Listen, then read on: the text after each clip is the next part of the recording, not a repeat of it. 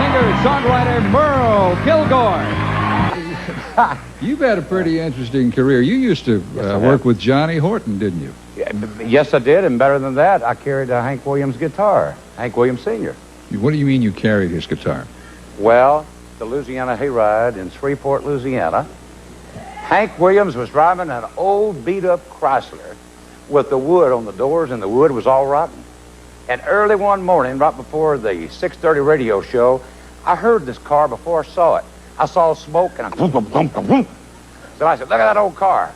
And I saw a guy get out in a white suit and a white cowboy hat, and I said, that guy is somebody famous. And I ran across the street.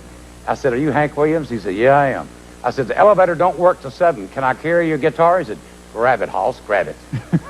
That's how I got in with the Williams family and been here ever since. Did he give you a tip? Nope. I was just glad to be around. Now, what year was this? This was 1948. So this was before he came to the Grand Ole Opry. Oh, yes. Mm-hmm. What was his big hit? He had Moving On Over. Now, so you started that association. Then, how long did you? I saw Hank Jr. when he was 3 days old. I assume a permanent friendship with Hank Sr. developed out of that. Yes, while he was there at the Louisiana hayride. Were you? Because he was gone. He was off like a rocket, you know, with a song called The Lovesick Blues. Gone. Were you working at KWKH? No, I was just a kid going to school, you know, high school and then college. Then I saw him in 52 when he came back to the Louisiana hayride. All right, when did you go on the air? I went on the air in 1951. So did I. Which month? Oh, September. Well, okay. I went on in June, so okay. I've been on 3 months longer than you have. Right.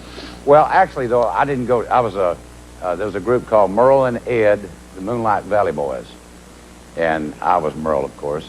Ed and I. Well, you know, I'm the Boogie King, and you know, and I didn't go to be a disc jockey until September. Because I was KRUS in Ruston, Louisiana. Let's see your ring. Yeah. Tell me the significance. Tell me the significance of that ring. That's beautiful. Star power. Huh? Star power. Hank Williams Jr. Hank give you that? In a way, he did. Would you? What do you mean in a way? What do you mean in a way he did?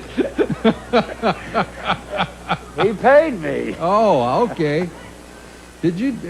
Let me ask you this. I'm trying to make a transition here. Did you feel somehow, since you knew the daddy, compelled to look after the son? Yeah.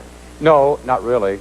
I just felt like I was working for Al Gallico, the great music publisher, and I said, Al, I'm going to quit. He says, you can't quit. I brought you to Nashville. I said, I'm going to work with Hank Williams Jr. as his opening act. And I said, I really feel it in my heart that's where I should be in life. And he says, you know, I think you're right. Go ahead and I'll still give you a check. And he sure did. I remember when you worked for Al. Right.